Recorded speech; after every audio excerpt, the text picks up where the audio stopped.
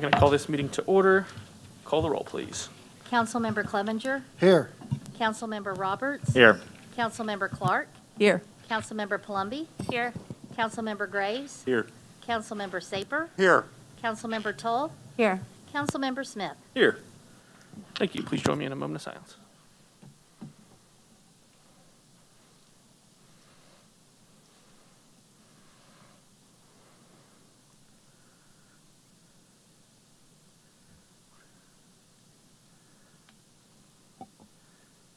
Thank you. Tonight, our Pledge of Allegiance will be led by our guest, the Cub Scout Pack 9.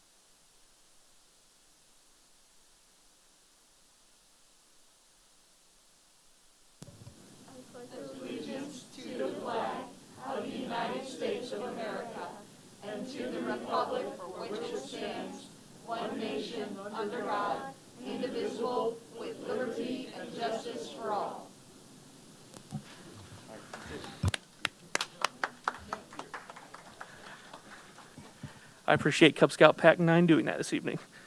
The next item on the agenda is the approval of the agenda. Is there a motion to approve the agenda? Move to approve. Second. There's a motion and a second. All in favor, please say yes. Yes. Yes. Opposed, no. Motion carries.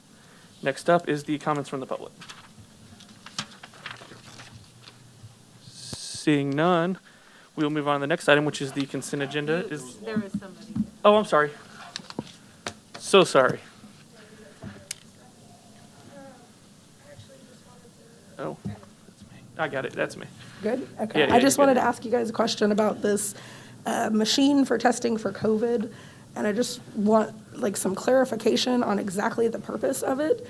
I understand the agenda essentially said that there were 200 plus members or times that you guys had to go to outside sources, and I was kind of just wondering the cost effectiveness of this machine and like who it applies to. Is this just going to be solely for staff and city purposes? Is this going to apply to North Kansas City Hospital, to everybody? And essentially just to think about like the pricing of it versus like 3 years, which I would hope that we won't need it in 3 years. But if it's more cost effective to send people elsewhere than it is to just get our own, I guess, is what I was kind of wondering about. And I'm hoping that you guys will have some clarification on that tonight. Thank- Jessica Loya. Address or no? 2112 Fayette Street.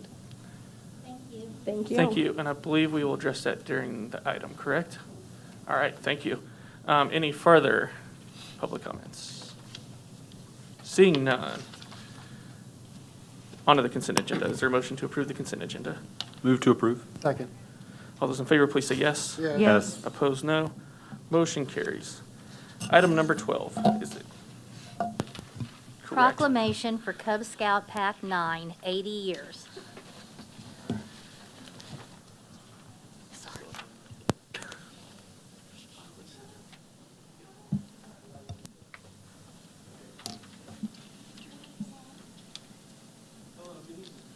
No, the proclamation tonight is recognizing the 80th anniversary of Cub Scout Pack 9. I just guys are here. That's where I get my start is in Boy Scouts, getting my citizenship and the community badge. So I started on the other side here at a city council meeting, talked about lights, some zoning, you name it, all the fun stuff that you guys are see here tonight. And from there, got an interest in municipal government and ended up here. So just want to recognize you guys. We have an official, there's one here.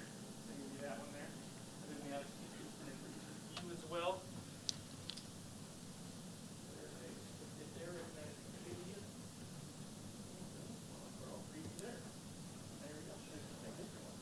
So I appreciate you guys leading the pledge tonight. Thank you for being here. Thank you.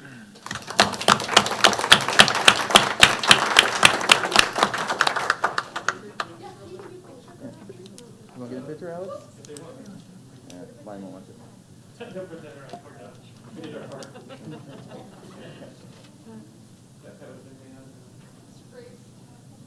No, I'm good. Go ahead. Go ahead. Yeah,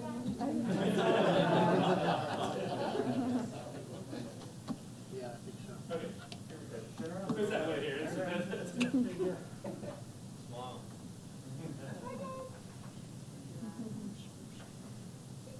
That's smile. That's no. Thank you. Thank you. All right.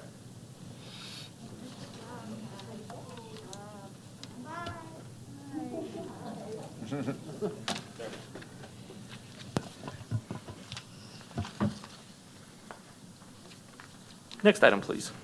2022 Renewal of Employee Health Insurance, Bill Number 7618, Ordinance Number 9415. Kim. Hello, I would like to call on the Human Resources Manager, Casey. Good evening, Mayor and Council. Staff has received the city's medical insurance renewal from Blue Cross Blue Shield of Kansas City for 2022, and we are pleased to report that there will be a decrease of 7% to the city's health insurance plan for its employees. All benefits were marketed this year by the city's health insurance broker, Lockton, and Blue Cross Blue Shield was the best option for our employees based on network and cost. The decision was to remain with Blue Cross Blue Shield due to the disruption and price by going to a different provider. The Blue Cross renewal was finalized with a 7% reduction in rates.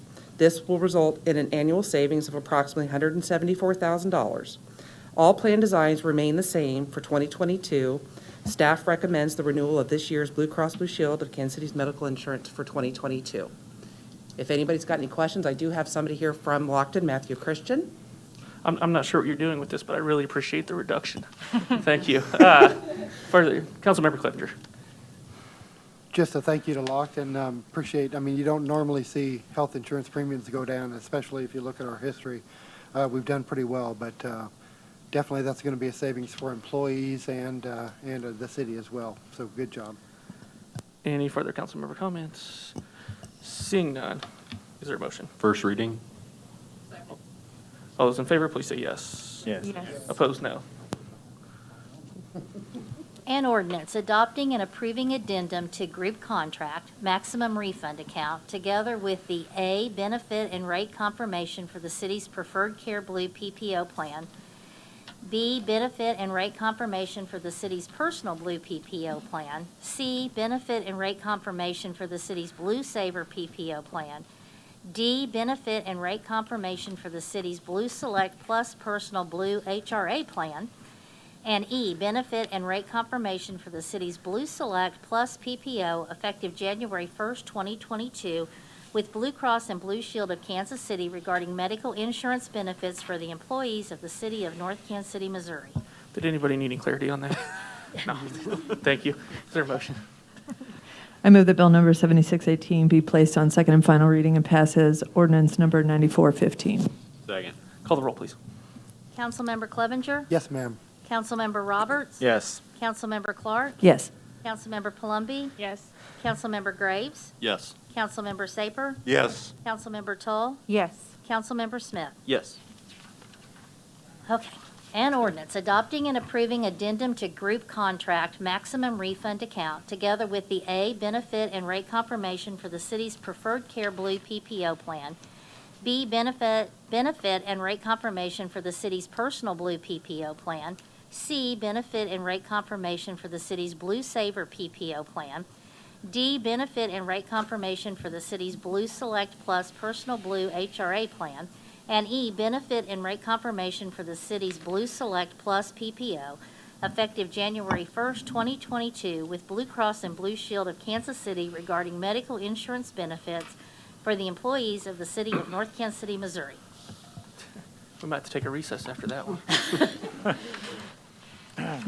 Item 14, 2022 Dental, Vision, Life, and Disability Carrier Changes, Resolution Number 21-059. Kim.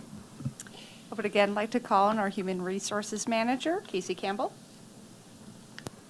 Yes, we've been busy.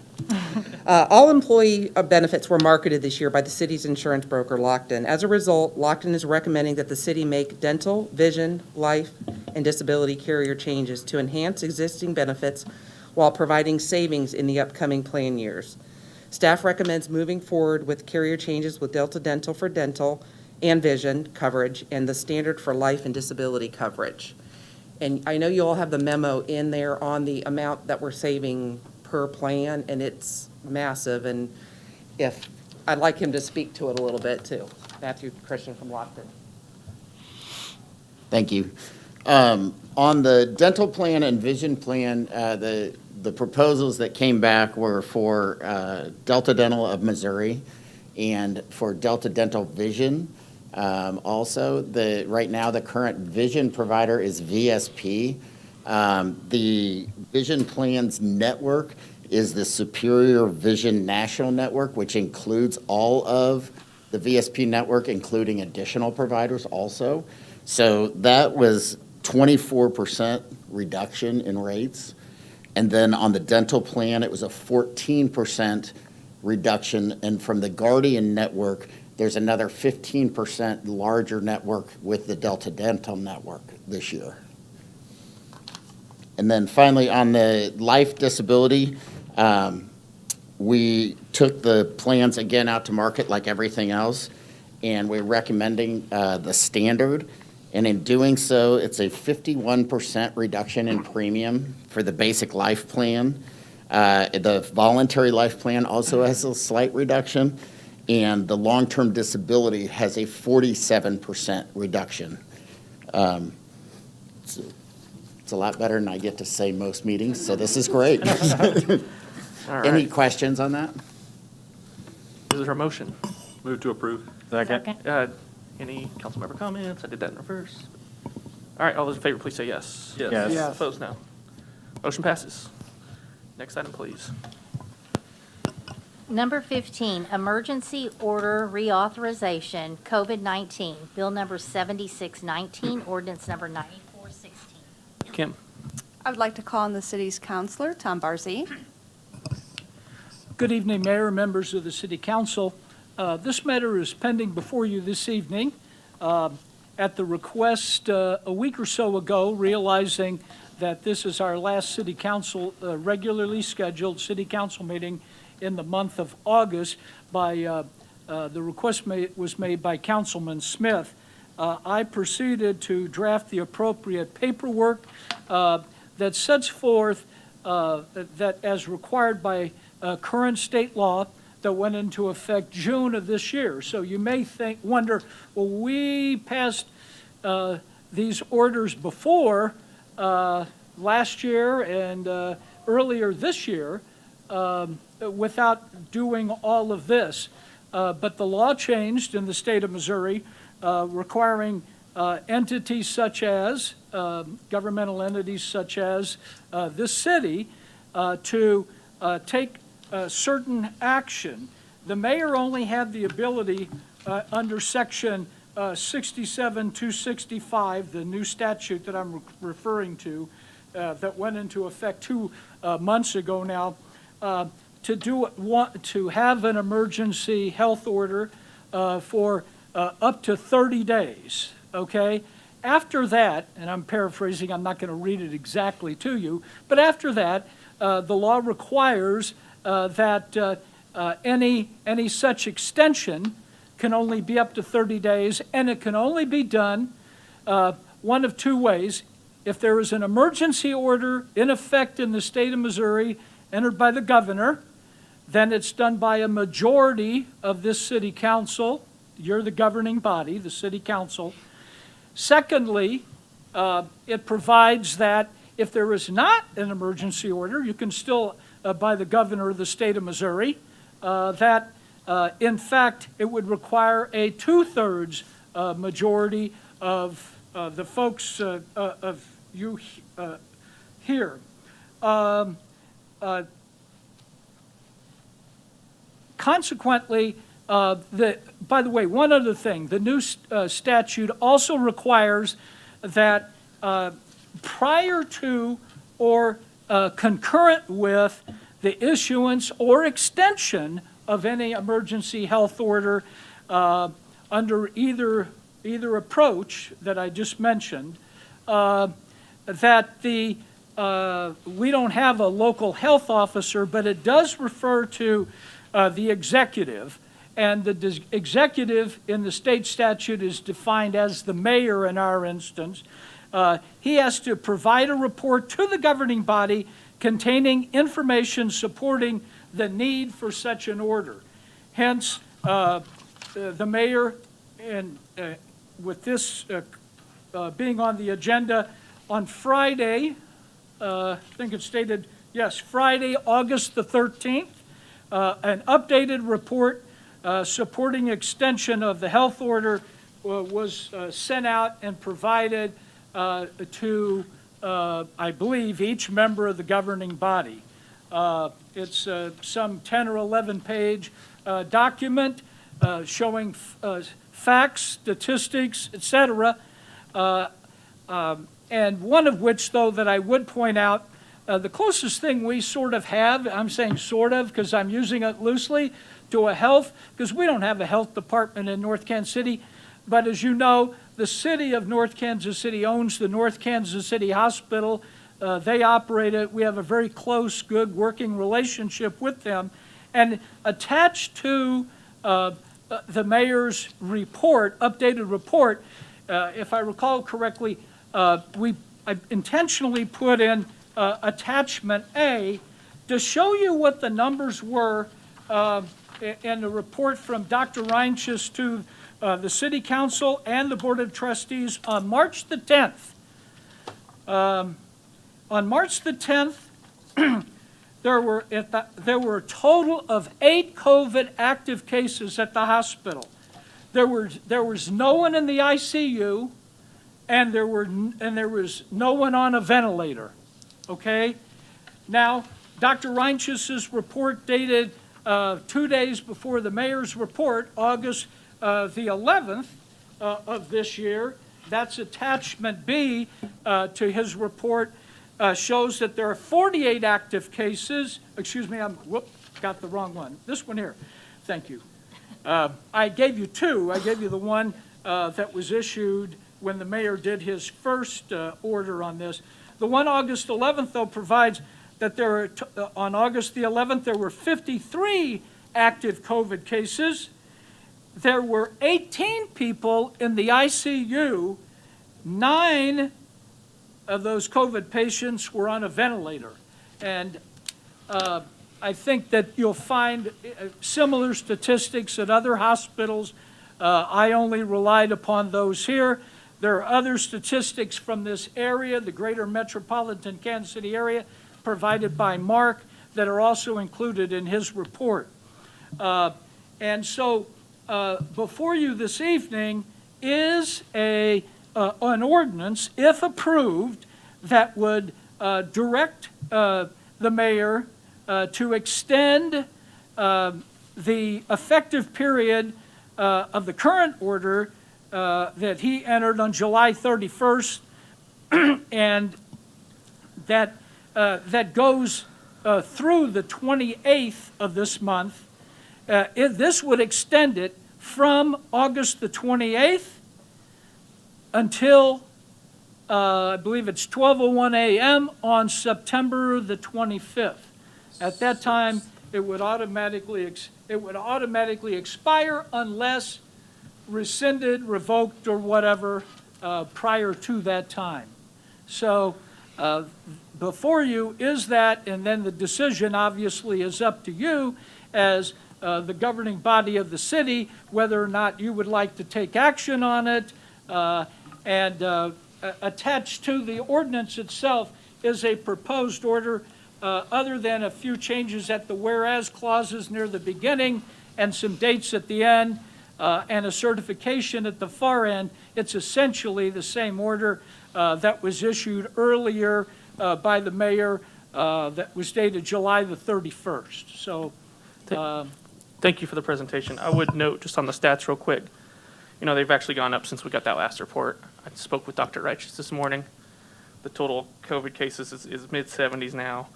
And I caught it in another presentation earlier today. ICU patients I didn't catch the exact number, but somewhere in the 20s now.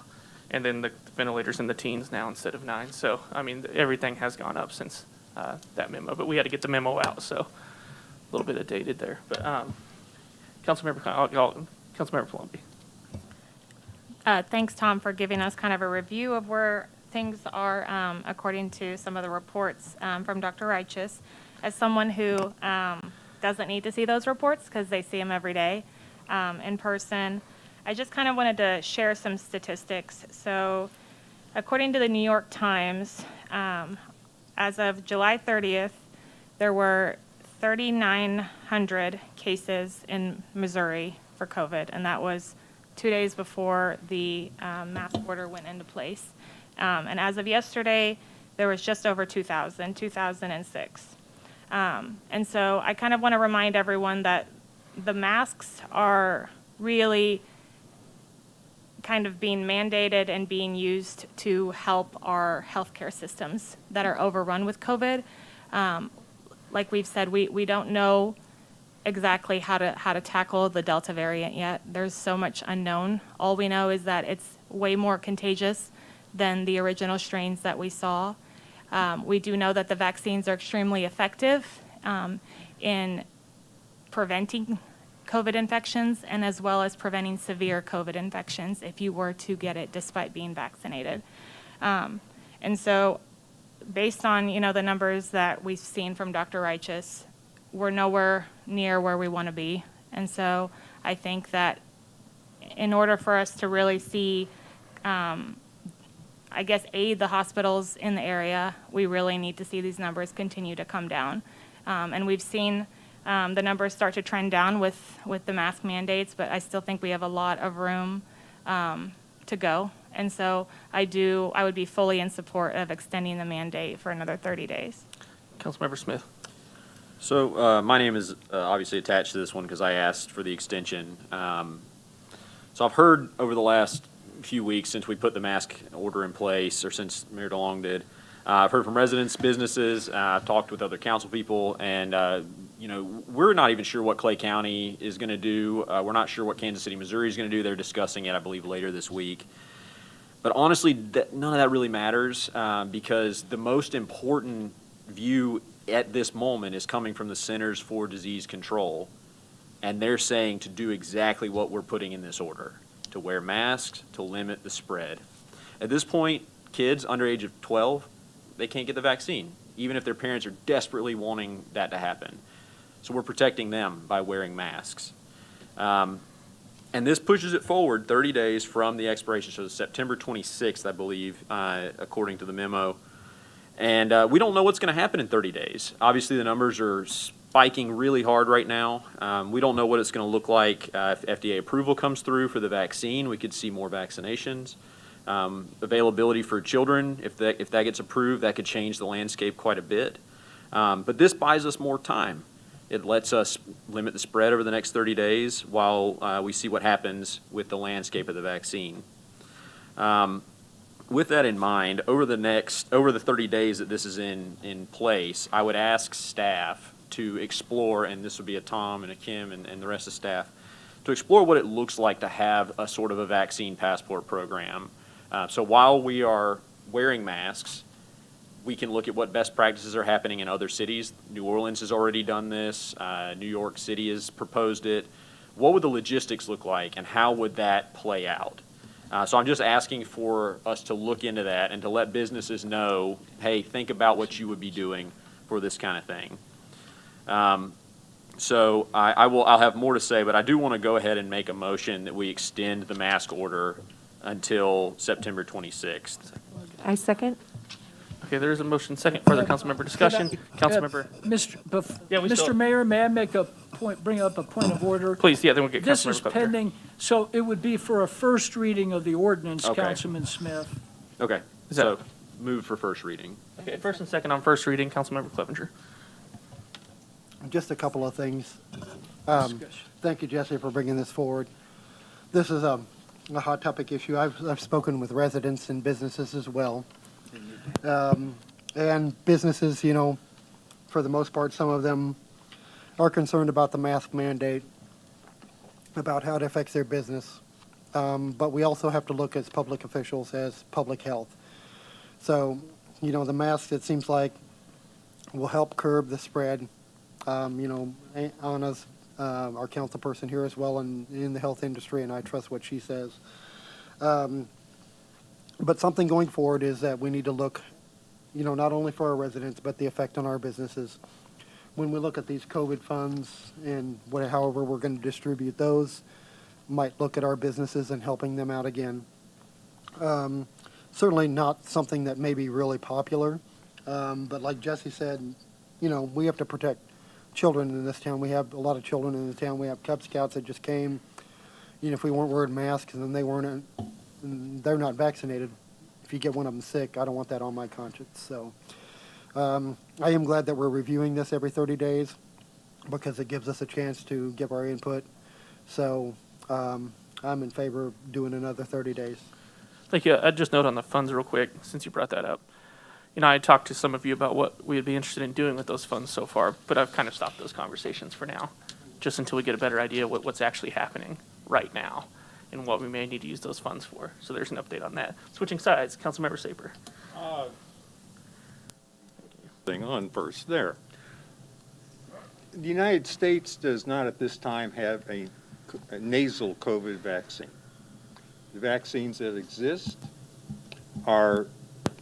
protect our bodies. However, we can still, even then, if we're vaccinated, we could still have the virus in our nasal passages, which speaks to the fact that the best way to protect others from that is to wear a mask. And that also, where I disagree with Councilman Smith, is that factor and the active nature of the Delta variant and others that may be coming along suggests that a vaccine passport may not be enough. We still need to have the masks and to socially distance if at all possible, even indoors.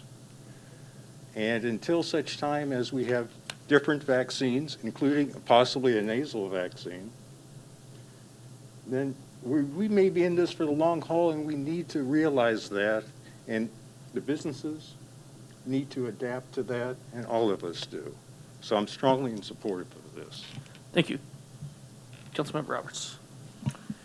So I'm going to start by saying I'm fully in support of extending this order.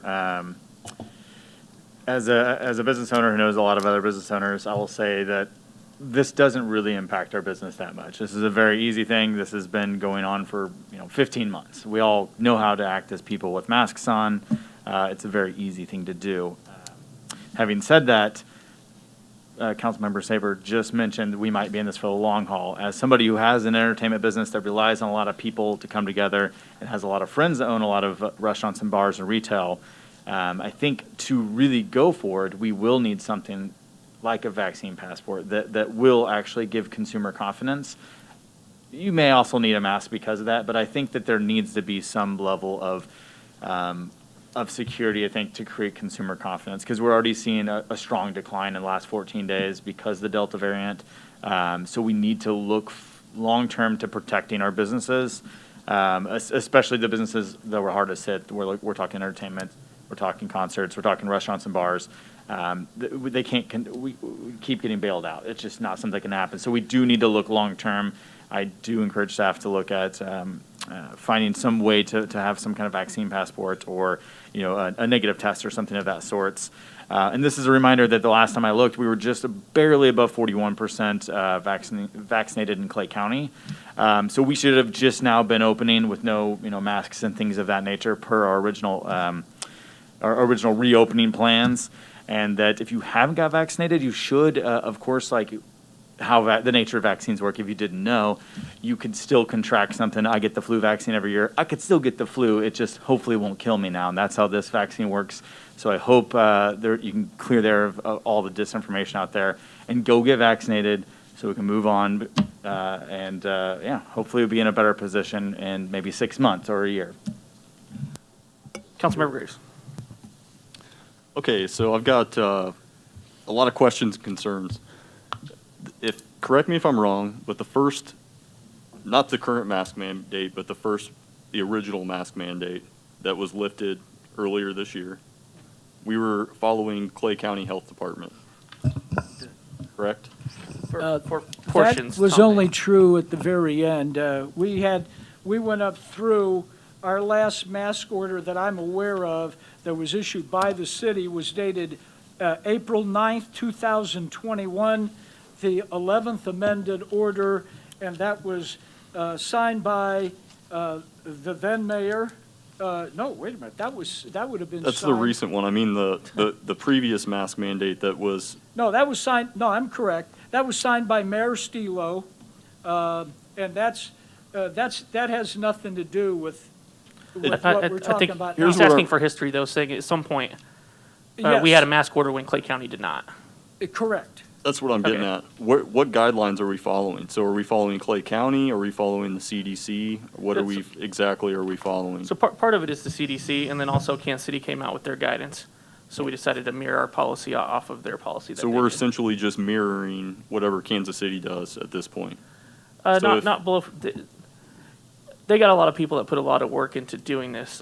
Timing wise, I think the CDC guidance was like 27th, and then I announced my intent to do it on the 28th, and then from there we're basically waiting on Kansas City because they have a much larger staff to put this together. And to the best of our ability, I think it is good policy to try to align with, neighboring cities, especially because. So when does people go in Kansas and out. City's expire? I couldn't tell you off the top of my head. And I don't- if we're following the CDC right now, guidelines, I mean, I'm sitting here, believe it or not, I read all these documents, and it was saying that if the transmission rate is 50 persons per 100,000 or greater, then you're in an area of substantial spread, I think it's called, something along those lines.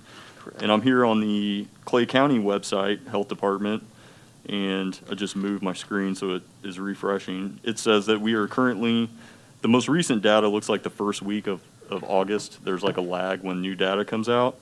And they were saying that we are at 282 cases per 100,000. And so if we are basing the mask mandate on CDC guidelines, we're currently over 5 times greater than the CDC threshold.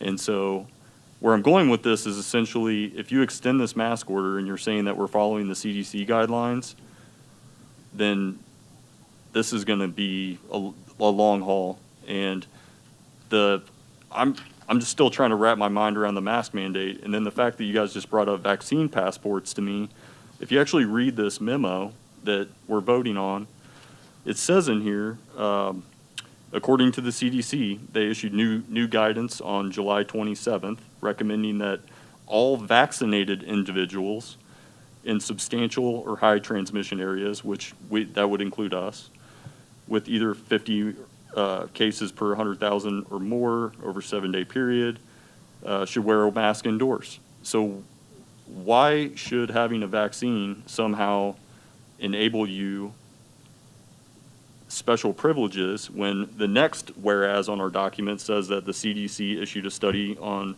July 30th of this year that stated that vaccinated individuals carry as much as the virus in their nose as unvaccinated individuals, and vaccinated people could spread the virus to each other. And so I just want clarification, like, are we following CDC guidelines to where we're going to have a mask mandate until cases are below 50 per 100,000? And why should vaccinated people get certain exemptions if, according to our own data from the CDC, they are still contracting and transmitting COVID? In terms of getting the vaccine, I would say the viral load, from my understanding, and I'm not fully immersed in this study, but my understanding from Dr. Walensky from the CDC is that the viral load is the same for vaccinated and unvaccinated. What happens to you if you were to catch it is a different result. So mostly what you're having up in the hospital right now is 90+% unvaccinated. I don't know if you know the stat, but I think very minimal that it's actually a vaccinated person in the ICU or on a ventilator right now. You just brought up another point I wanted to make real quick. Like, Yeah. I don't talk to Dr. Righteous directly, you do, and he gives us those reports, which I appreciate, but it doesn't really state in there, like, how their capacity is being handled, like whether or not he's overwhelmed, like, are they turning people away? Yeah. The way he makes it sound is like they're handling patients and they're not overwhelmed, but what sense are you getting? They from are, them? and it's pretty in flux up there. I think it changes all the time because, you know, you get a couple staff members get COVID and all of a sudden that changes the whole complexity of what's going on up there. They are, you know, as noted with me in my conversation with him today, the Midwest as a whole is experiencing this right now, and they're no different. They're experiencing a shortage of staff and a shortage of beds. And depending on how that equation changes every day, some days it's a lot worse than others. I don't know, I'm sorry, I keep putting you on the spot, but you may actually see that. But from my conversation with him today, they are, you know, receiving transfers up here from 5 or 6 Midwest states, people trying, because they're having those issues in their own states, and they're having to reject those transfers because they don't have anywhere to put them up here either. Because they want to make sure some of that capacity is here for, you know, people in this area too. But yeah, there is I felt from my conversation a strain up at the hospital as well. But I think he might still. Go ahead. Yeah, I'm sorry. Go ahead, Lisa. Councilmember Toll, or did you? Just wanted to address part of what was said there as far as aligning ourselves. As a governing body, I think it's our responsibility to take information from all places and not directly align with any one entity outside of our city. We're here to protect people, and we can use all the information to make informed decisions. We also have been watching our local leaders and getting those videos emailed to us, and other people at home can watch them as well. So we know that Dr. Stites said that they're not policymakers. We're policymakers. That's why we're getting those updates. But they do know that masks work. So they know that. They know that we need it. And they're telling us as policymakers right here in Kansas City. We also had, I apologize, I'm probably going to mispronounce your name, Dr. Barbara Pahoud at the end of July. She's the Director of Research and Infectious Disease at Children's Mercy, and this is a direct quote, said, "I know that it is not a popular choice, but it's the right choice to save lives." When you take your masks off, our under 12 population are not just getting COVID. They also have RSV going around very, very early this year. We're hearing from all local hospitals that they're overwhelmed. The right thing to do is to pass this order, and if discussion's over, I think I'd be ready for that vote. I think I would just add, you know, still the number one best thing I think we can do going forward is increase the vaccination level. That's the number one. But the masking is something that goes in conjunction with that. It all kind of happens together. Until you get that, I think we're going to continue to have this ebb and flow. I think that's just one tool in the toolbox. You know, whether that be social distancing, masking, you know, all of these things combined will help reduce, you know, hospitalizations, strain on the hospitals, and all the above. Anyone over here? Councilmember Palumbi. I just wanted to address a few of the points that Councilmember Graves kind of brought up. So I just quickly plugged in Clay County into the level of community transmission into the CDC website, and we're in the high red, and that is of August 10th through August 16th, so just this past week. So based on that, we would be, unfortunately, under that recommendation to continue to mask up. In terms of what the hospitals look like and how they're handling it, so when we say that the hospitals are at capacity, the mayor kind of alluded to it, but it's not that we don't have empty beds. So North Kansas City Hospital has 451 beds. So say that they have 400 patients within their hospital. So you're saying they have 51 open beds. So they're not quite at capacity. The problem is they don't have the nursing staff for those beds. So although they may have 51 empty beds, those beds can't be staffed because we don't have the nursing staff, because either they have left to travel to areas that are even more burdened by COVID, or that there's 30 to 40 staff a day out with COVID, unfortunately. And so that's where we're at. Yesterday, there were 3 different times throughout the day that they called a code capacity, meaning our ED is so full we cannot take patients in. And hospitals do that. They go on what's called diversion, meaning the only people that can come into the ED when you hit that max capacity are people who come via EMS. So if you were to walk in, unfortunately, hospitals have to turn you away because there is no room. And so because of the hotspot that it is the Midwest, every day we get asked if Texas can come here, if Oklahoma can come here, and unfortunately, we have to reserve those ICU beds, and that's the main thing. It's the ICU beds. and the ventilators for people who we know will be needing them in the ED. And it's not just COVID patients, it's patients with heart attacks, with strokes, that also need ICU beds because those patients are incredibly sick. And one thing I've heard out of a doctor who's the chief medical officer in Baton Rouge, which is one of the largest hospitals in the area, is at no point should a hospital have a fourth or a fifth of their entire hospital there for one disease state, which is what a lot of these people are. So if you look at the numbers, we said that our COVID numbers are in the 70s. And so when you look at a bed or a hospital with 451 beds and 70 are in what we call isolation, meaning they currently have to be in an isolation negative pressure room, that doesn't include the patients who are outside that 10 to 14 day isolation period. They still may be intubated and sick, they just aren't in an isolated COVID unit. They're in another ICU taking up another ventilator. So when they say they're at capacity, that's what they mean. And so that's why I think we're not there yet. And this is gonna buy us the time that we're gonna need to see where we are a month from now. And hopefully, we can see the trend start to come down. But the nice thing about this emergency order is if things get better, and hopefully they do get better, things can change and we can update it and we can rescind it if we need to. That would be best case scenario.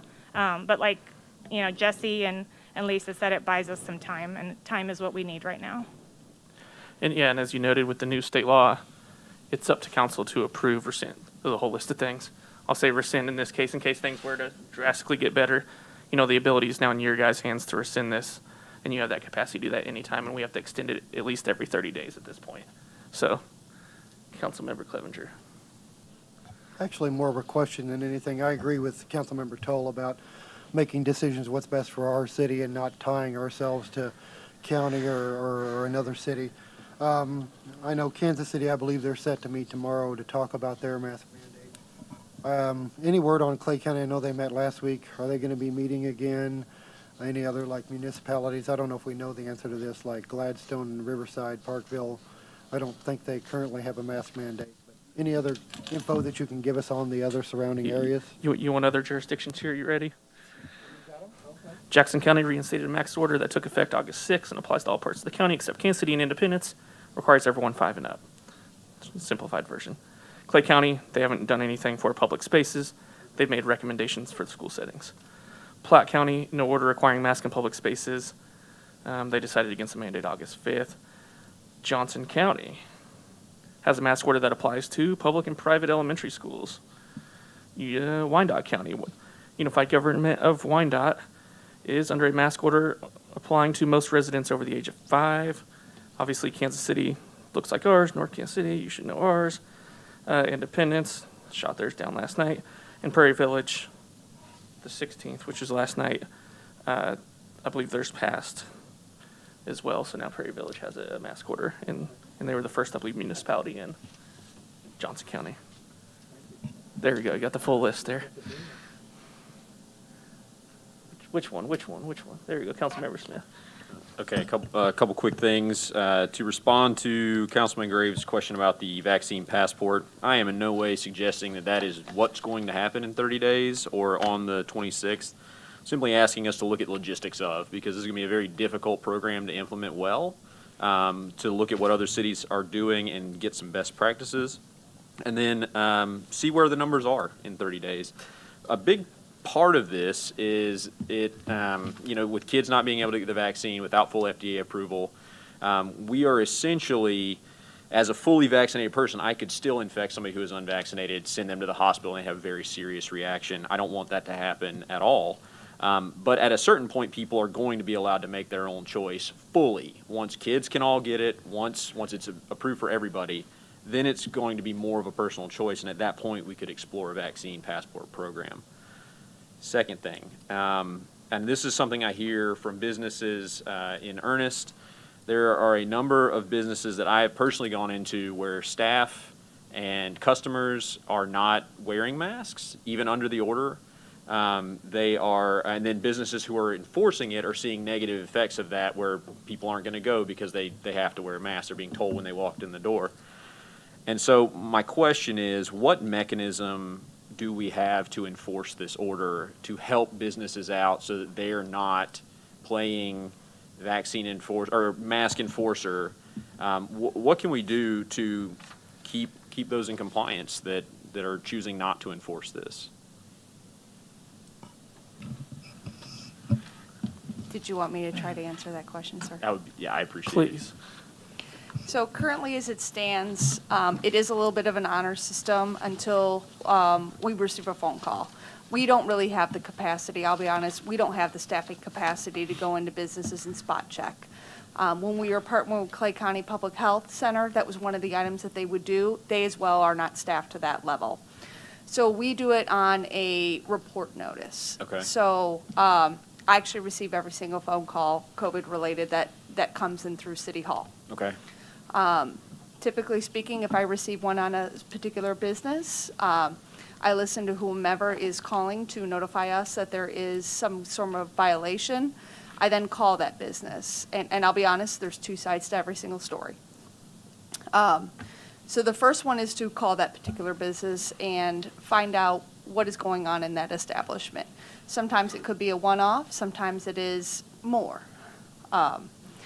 So should I not have a good resolution for that particular phone conversation, I may have a conversation with our chief of police. Typically speaking, though, especially whenever policies shift, forwards or backwards, you do need to give a little bit of adjustment time. Masks have a muscle memory. I myself caught myself walking around just because we have forgotten that habit. It is a behavior, and just like any behavior, it takes time for people to adjust and implement said new behavior into their daily lives. So, and that's forwards and backwards on any policy shift. Should I get another phone call about a particular establishment, I would contact the chief of police, and a police department agency person would make that phone call. Sometimes it's not the phone call, it's the messenger. I get another call, now we're sending somebody in who is wearing a different uniform than perhaps I would. Again, at this point, really what we're trying to do is more lead with education. I don't want to lead with a punitive action. That is not going to get us where we want to go. Where we want to go is informing and educating as to the importance and the purpose of the mask order, not into a punitive action of coming in and forcing it. We find that that is not a good approach, specifically on this style of policy. So really what we come in, perhaps they need more signage. Perhaps they need an education as to what does this mean? What does public space mean? So I really try to lead with education and resource deployment first. I appreciate that. My only concern with the education approach, that I think has been valid for a long time, is that we're, as Adam put it, 15 months into this. We did take a brief break where we could all, walk around without masks. If people are still needing education on this, I fear that it's a different tack. People are coming in, and I see them around town. It's not because they don't know. You walk around and you see 90% of the people in with a mask on. It's not because you didn't know. So I don't have an answer now. I don't have an ask now. I trust our police. I trust them to have the right discretion.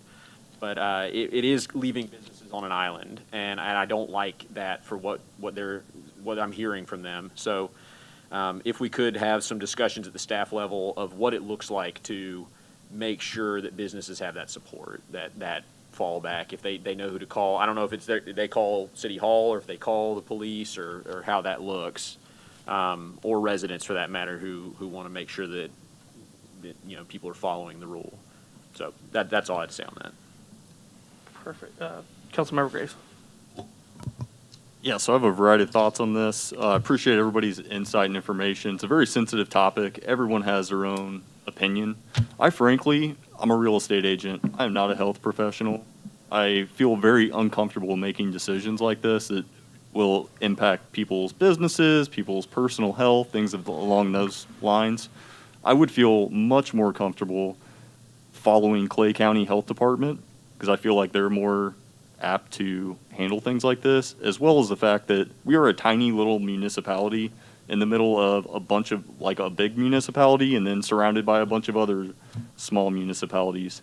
So if you think about it in the grand scheme of things, if you have little cities having different mask mandates than their neighbors, things get real weird. Like if you can just drive down 9 Highway and things are different in Riverside and Parkville or in Gladstone, things along those lines. So I would prefer decisions like this to be made on a larger level. If we are going to do this mandate, it makes me uncomfortable that there's no, granted, yes, there is an end date on here, but if you sit here and you read all these whereas, where they basically give you reasons why this mandate is in effect, if we're following the CDC guidelines of 50 cases per 100,000 people, we're currently, this is for the county. I don't have data for just North Kansas City, but we're at 282 cases per 100,000. So we're obviously 5 times greater than the CDC recommendation. I believe that the Clay County Health Department's meeting this week, and I feel like it's their job to impose mask mandates, not the city council of the city of North Kansas City. And I feel like we shouldn't be following Kansas City or doing our own thing. I feel like we should follow the county. And so I am not in favor of this. I'm sure you guys will pass it. You have enough people, sounds like. But I just want to clarify why that I don't agree with it, so people don't think I'm like anti-mask or some crazy person. I would like this to be handled on a county level, on a larger level. And I would like you guys to really think about, if we are going off this 50 cases per 100,000, I want you to make that clear to the public, because the past mandate I really liked because we had a clear guideline. We had a goal where the county said, once we reach a certain vaccination level or once we meet this goal, then the mandate's lifted. And I don't know if you guys remember that feeling, but when we had to hit 2 out of 3 goals, and we hit that, everybody was excited. We had something to look forward to. This is just a deadline, and I feel like it's just going to keep getting extended. And I would rather just leave it up to the county, frankly. So I would just add, originally I sent you the larger report, and I think we got a smaller one this time. Most, I don't know, I couldn't throw a percentage. Tom did fantastic. Tom did a lot of work on it, but 90+% of this actually came from the Kansas City Health Department, which I believe has a larger staff and a lot more people able to handle, be able to do a report like this and do, issue this sort of guidance. So I definitely have, trust in them and trust in their staff based on what I've read here. And they include a lot of supporting data in this too. They just, they weren't just winging things either when they put this together. Gating criteria, kind of like you mentioned. I think gating criteria can kind of be tricky. Just like at one point we were going to school, the kids were still going to school, and it was beyond the gating criteria that the school district even set. So as this virus continues to change, I think some of those, those goalposts keep changing as well. I don't like it. I don't love this. I hate this. This isn't fun. This isn't enjoyable for anybody. I don't want to wear this anymore. I don't think anybody up here does. But it's one of the tools that we have right now to help prevent this from getting worse. One of the primary, you got the hospitalization stats real quick. We talk cases, or for the. I've got them right here, sorry. Oh, you don't have them on the computer? Okay. Oh, I do, yes. Yeah, there we go. I was going to say, I can't see that far. No, I mean, one of the things I track and one of the things I definitely watch is what should be, I hope on everyone's screen now, is these hospitalizations. And you can see I started to get a little bit worried earlier in July, and you can see it just hasn't relented since then. I mean, this has been straight uphill and just getting worse every single week. So, I mean, if there's something I get up every morning and I'm checking that it's what you're seeing right here is this website.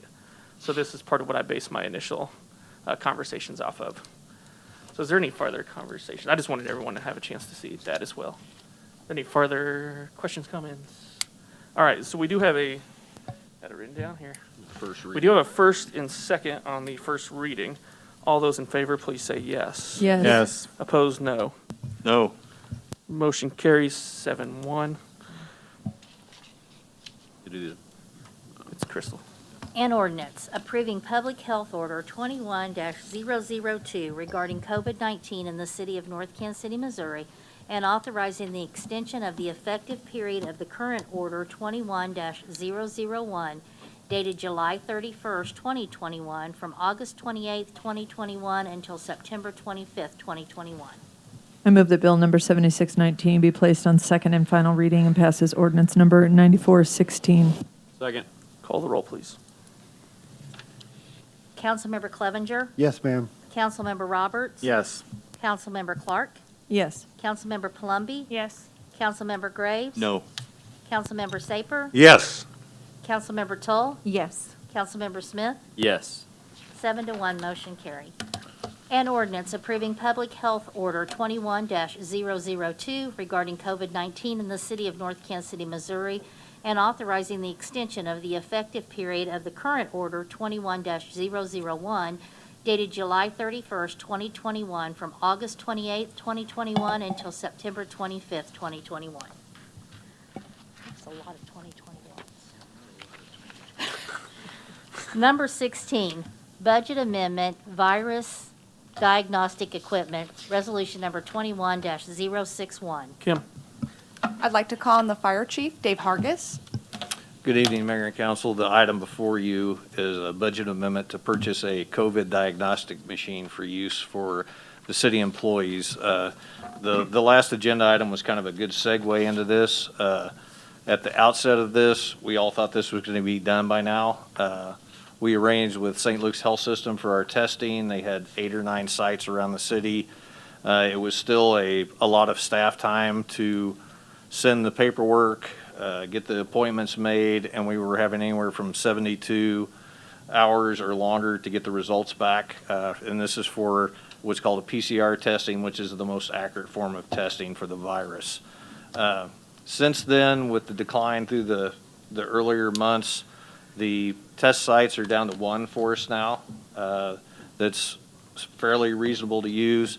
So I'm trying to position us, we don't know how long this is going to last, to have a PCR testing machine in our possession at the city to take care of the employees of the city without adding another burden onto a hospital system to do the testing, which now we've had people that we tried to send out, and it's going to be days before we can get them tested. 48 to 72 hours return time. With public safety especially, it puts us in a bind when we have 2 or 3 people that become somebody gets sick and they're around the others just because of the nature of our job. We can't social distance at times, and trying to get those tests back in a reasonable time is very important. And it's not only the cost effectiveness, we have to put in there the staff time that goes into trying to schedule these people, and we're telling them to drive 30 miles to get the test. We're waiting for 48 to 72 hours for the results. We're here. They're in the city. We can bring them over. We have the staff to handle the city employees most days so that we can get them in, test them, find out if they're negative, and get them back to work or get them quarantined or medical attention. So that's what this is for, and the budget amendment is to purchase this machine to position us to be able to take care of our city employees during this crisis that we don't know how long it's going to go on. And this also tests for RSV, which is a child disease, but adults can get it, influenza A, and strep along with there, because we've had some people that are really sick, they tested negative, you're still really not sure what they have, and this can tell us if they have influenza A, just like if they go to a hospital or a clinic to get the testing done. I'd be glad to answer any questions. There was a question earlier, I think, on the amount we've spent so far on testing. We've spent close to $5,000 on testing so far. Okay, and so this will give you something more rapid. So, and I would like to interject on that Please. as well. Our testing needs have severely increased over the last 2 months. We've done actually 35 tests in the last 10 days of city employees. Councilmember Smith. 2 things. First, I see this is coming from the gaming fund. Would this be eligible use of the COVID funds? So that would be our hope. As you guys know, and you guys have hopefully received your proposed budget, we have a parking lot, a placeholder for the new federal dollars. We have not received them yet. So our desire would be, once we do receive those funds, which we don't have a clear timeline of when the state of Missouri will receive them or remit them to us, that we would bring forward a budget amendment to reimburse the gaming fund once we receive those, should the city council direct us out of those federal dollars. Excellent. And then a follow-up question, do we have any estimate on, you mentioned staff hours, which has to be incredibly difficult to schedule and deal with back and forth and all that. Do you have an estimate on cost of staff time that this would save us? I mean, it sounds like a big number, like it would be. I don't have hard costs, but Yeah. it's enough for us to bring this forward to Okay. request our own testing. Okay. As the chief has mentioned, our tests have gone up significantly, and our only testing site is quite a ways away. And then as that person is being tested, they're taken out of service, Right. which increases overtime budgets. If you're looking forward, not yet, but we're really trying to preempt, we are trying to avoid those complications from a personnel standpoint. Sounds like a great idea. Thank you. Councilmember Clevenger. Sorry, yeah. Couple of things. First of all, I'm in support of purchasing this. Number one, the chief alluded to it, that it tests for other diseases as well down the road. Hopefully, we don't have to deal with COVID much longer, but I think we will for a while at least. And the staff hours, if we've already spent $5,000, I mean, you probably recoup your costs, and plus with your testing going up, it's something that I would support. Most of my other questions were answered about staff time and the cost of what we spent so far. So I'm in support of it. I think I saw Councilmember Toll. I think the 72 hours is the biggest factor for me, knowing that you have police and fire 24/7. Losing too many people if you had 4 people out, or how many did you say in 10 days? We tested a little over 30 in 10 days. Out of Yeah. those, there were, I believe, 5 that tested positive. But waiting But 72 the rest of those hours- people, we were able to get them back on the job. Yeah. So, and when those people are off quarantine, we are forcing people to work 48, 72 hours to cover those spots. So we're in much the same situation as the hospital when we get hit with a COVID person. It's really stressing the employees, the workload that's put back on us. Wow. Yeah, I'm very much in favor. Councilmember Roberts. Just 2 things. Earlier, we had heard about 7% of savings on the insurance, and with the pandemic COVID money we're going to have. I think this is kind of a no-brainer, especially because it tests for different things. It seems like a good way to keep our staff healthier. As somebody who has had strep and the flu, and fortunately not COVID yet, I think that having those tests readily available is great. It keeps, again, fire and police both working, but also city staff. I mean, just the functionality of keeping everybody moving forward and not losing those 48 to 72 hours. And because of that, I move to approve. Second. This motion is second. Further discussion? No, you had your hand. Councilmember Graves. I just had one question. You guys are actually kind of talking me into this. Initially, when I read the agenda, I couldn't understand it. But I guess the question for me is, why are we driving 30 miles to test people and waiting 3 days? Like, is there no better option available? Like, why are we? There is not a better economical option available. And with the uptick in the testing and the people that are going to get tested now, we're actually back to where we were, where you're having to wait to get those appointments to get testing because the testing sites are starting to get overrun again with people requesting So tests. where are we? Who do we use for testing? We have been currently? using St. Luke's Health System. So they're going downtown St. Luke's? Correct. Or up north? Well, the only Downtown. place now is downtown. It's the Okay. only site they're doing COVID testing at this time. Okay. Guess that's it. Councilmember Palumbi. I actually just thought of a couple things. Have we asked NKC, because they have an on-site rapid test? I know that they, like I said, we are very overwhelmed with the number of COVID tests. And the cost is Substantially higher. substantially higher for that. Okay. My second question, though, is who runs the PCR test if we were to buy it? Would that be something we would be trained to Yes, to and do? we have the CLIA certificate for doing that, because we're doing the antigen testing, the rapid test now. and this would give us the ability to do the PCR, which is a lot more accurate. Okay, and that price that they were quoted, which is like $15,000-ish, does that include like the buying media continuously over time, I guess depending on how long it's gonna take for us to, We'll have to buy Do this. individual cartridges down the road, but this is enough to get us all started. okay, And Thanks. I'll kind of speak just a little bit about that ongoing. We do anticipate bringing forward, again, because we have not received those federal dollars, those would be ongoing budget amendments, as much as we don't enjoy having to do that.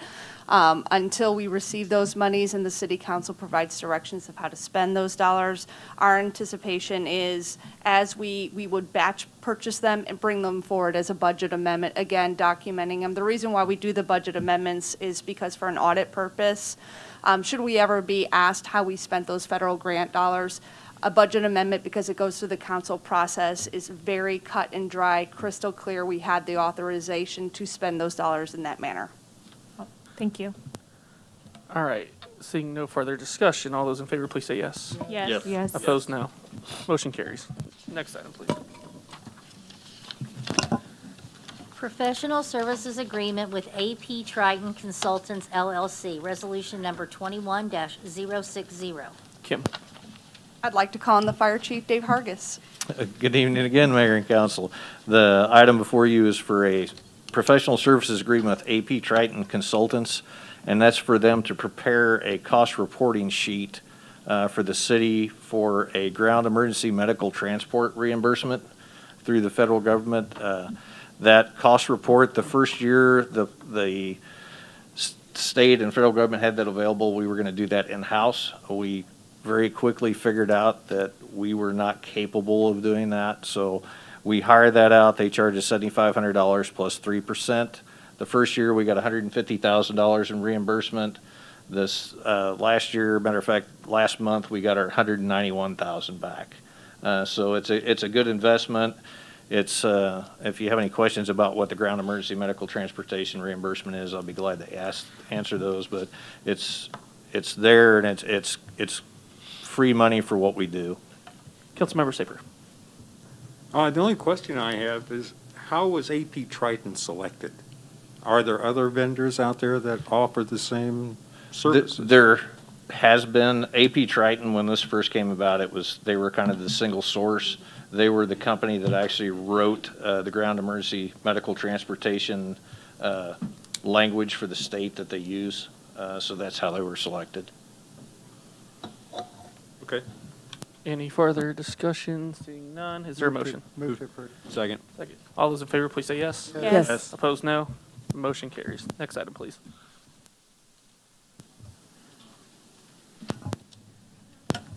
Number 18, Budget Amendment, HAL Bump Outs, Resolution Number 21-062. I'd like to call on the Public Works Director, Anthony Sands. Good evening, Mayor and Council. Agenda item number 18 is a requested budget amendment for additional items and adjustments needed to complete the active Howell Street bump out curb extension project. The project's planned contingency facilitated additional drainage needs that the project had for the new crosswalks, and the requested budget amendment would cover the cost for replacing some bricks that were disturbed at 31st Street. And there's a raised crosswalk there now that won't work with the extensions, so it would have to be milled down and flattened out. So with that, I'll happy to answer any questions about it. Any, Councilmember Tull. Do you have a new projected end date for the project? As of today, everything except these items have been completed. So we're probably looking at maybe another 2 weeks to wrap everything up, and this will cover everything. Councilmember Smith. So I looked into I exchanged some emails with Anthony about this. The brick pavers, it's not as simple as resetting the edge bricks that were pulled up. If you look at it, there's like 12 bricks that look like they've been pulled up. It's actually gonna be like grading it all the way up to where the curb sits, and that's the reason for the higher number. So that makes sense. The concern I have a little bit is how. I mean, we hire engineers for this specific purpose. How did they miss the raised crosswalk, and how can we prevent something like that from happening again? Because, like, I wasn't, and you weren't here when it happened, so I'm not blaming you. Sure. And I'm not an engineer, so I wouldn't have noticed this. what can we do to make sure that we don't get hit with a big overage on another project like this? Or how can we safeguard against that? So I'm glad you mentioned you're not an engineer, because I'm not either. But when Anthony's position was open, one of the things we looked at was hiring an engineer to help us with these items that you just outlined. Sure. Okay, very good. In the future, yeah, definitely be more. Thank you. We're counting on you now. Record saying it, so pressure's on. Yeah. Councilmember Saper. I'm pleased that this is getting completed in a timely manner, which brings me back again to the issue of the Armor Road revisions we passed last January. And I know there have been some reasons why it's been delayed, but I would hope that we can make it a priority to actually accomplish the things that were passed last January and that people have been asking about ever since. Thank you. Thank you. Anybody on this side? Councilmember Tull. Just have one more thing.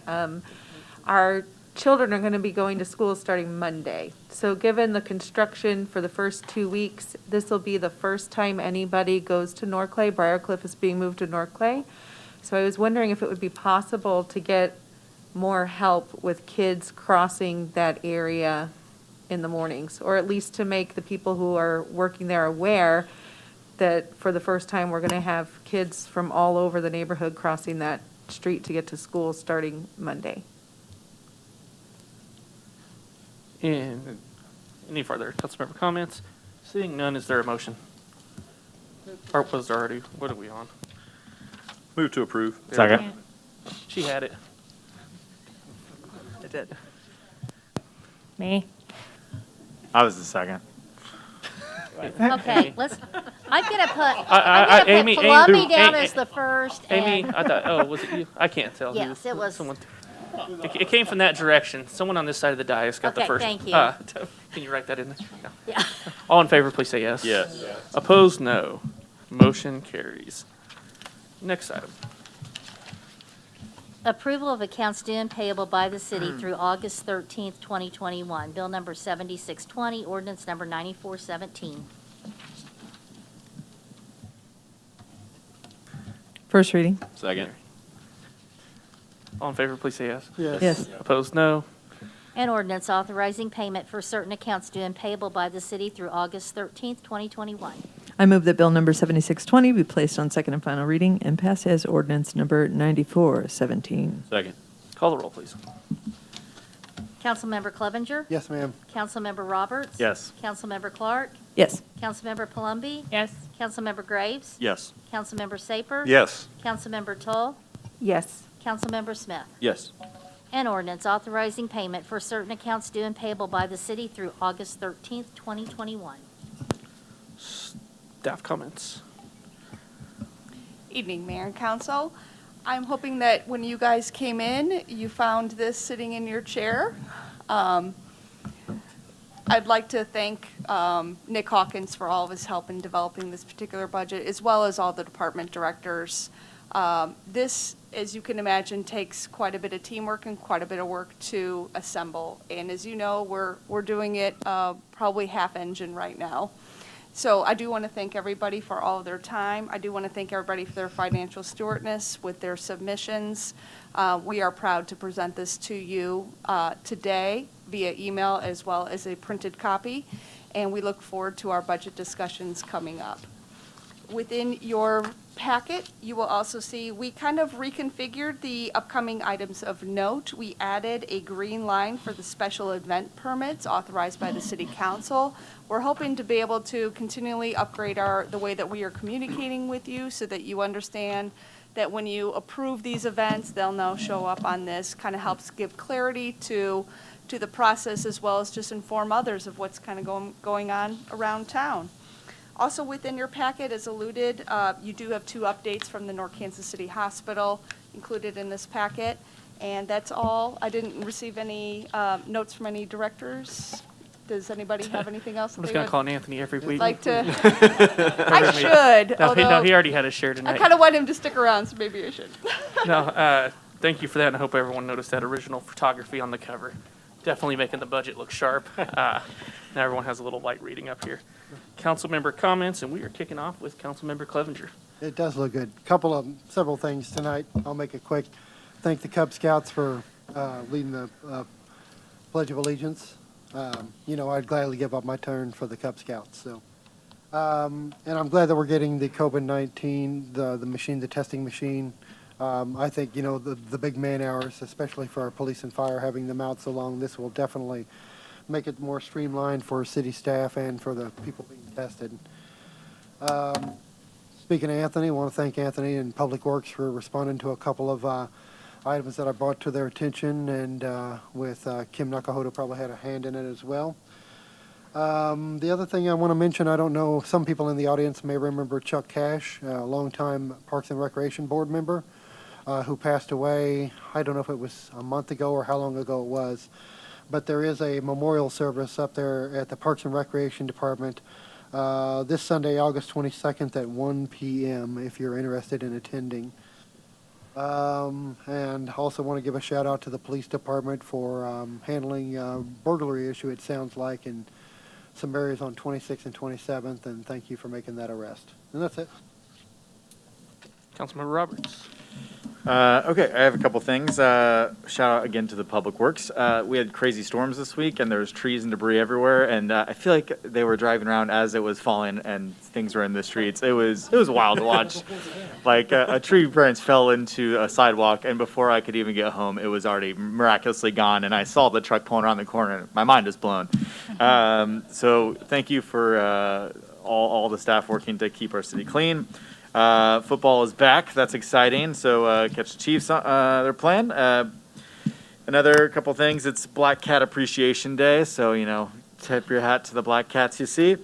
August is a tough month for service industry, and it's even more tough with Delta right now. So I highly suggest maybe getting takeout from a restaurant you haven't been to or eaten at in a while. It's always a tough month. This back to school is usually hard for everybody in the service industry. So maybe stop by and eat out a couple more times this week or next week to support them.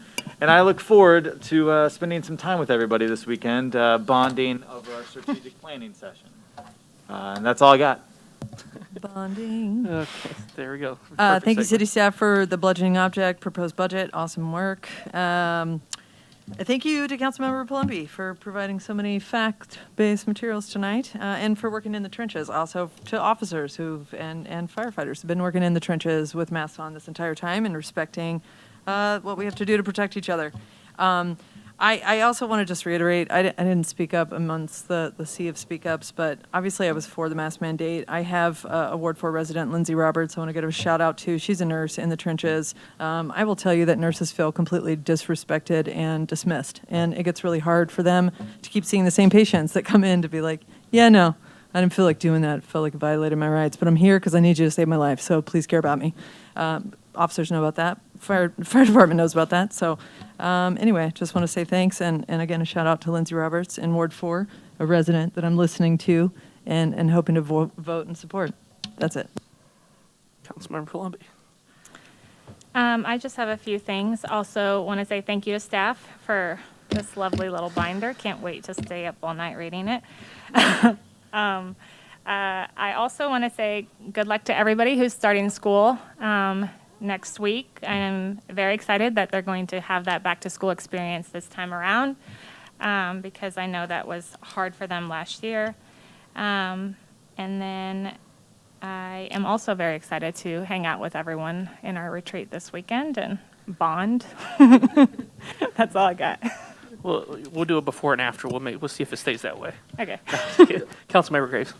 All right, I got a little story for you all. I've talked about this. We have a location here in Northtown that I find is very dangerous, and I've talked about it a few times, and I had an incident yesterday that completely freaked me out, and so we need to prioritize fixing this issue.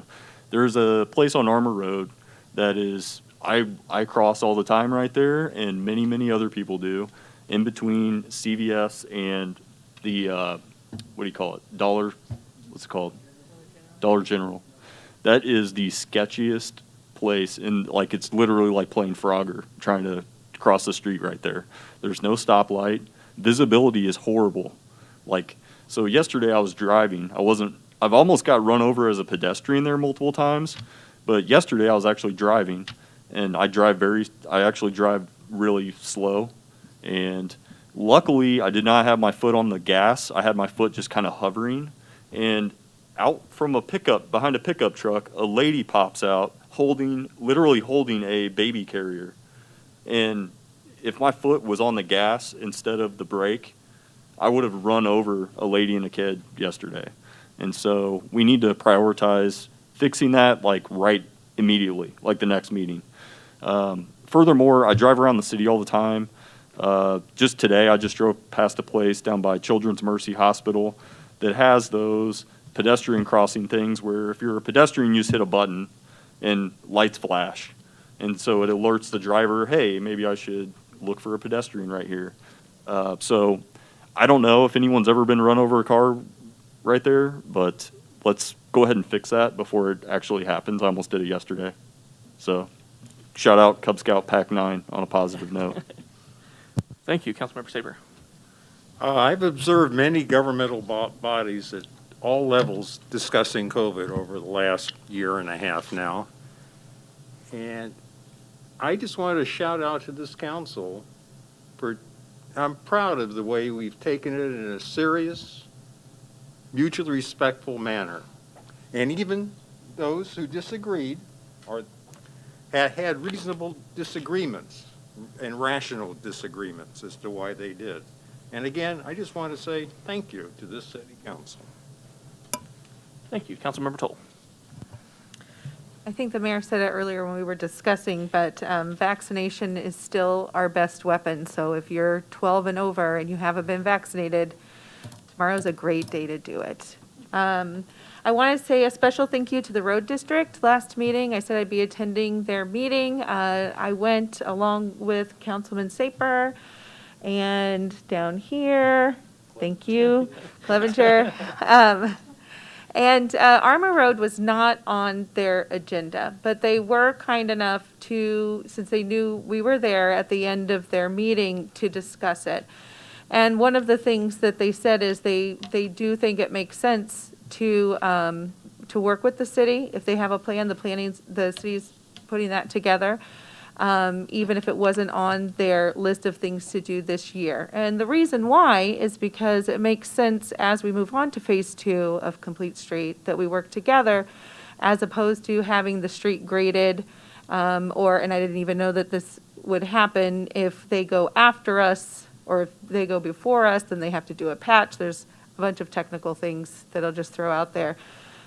So that was really promising, and I learned a lot, and I will continue to show up and learn more. So thank you. Appreciate the update. Thank you, Councilmember Smith. Thank you to the Public Works Department for the storm pickups. Awesome. Police Department for keeping the streets safe, in particular with the incident this week. Howell Street coming along, noticing slower speeds, might be because of all the giant orange cones or the street blocks right now, but things are slower through there.